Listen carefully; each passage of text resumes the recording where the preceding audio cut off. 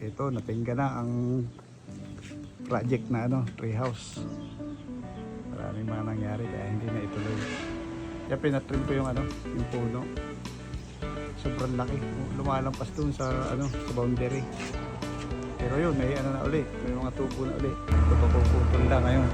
Ito ng pataas. Para wala na sila. Baka pag pinutol, bumagsak dito sa ano, sa platform. So aalalayan ng backroad para pag naputol hindi masisira sa platform.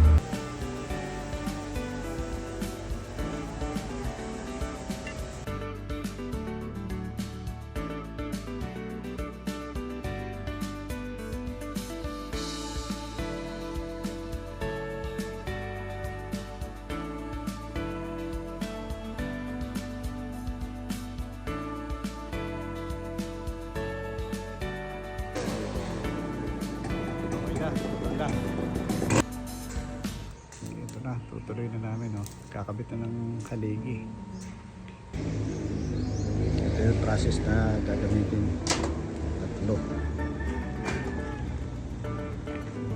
2x3.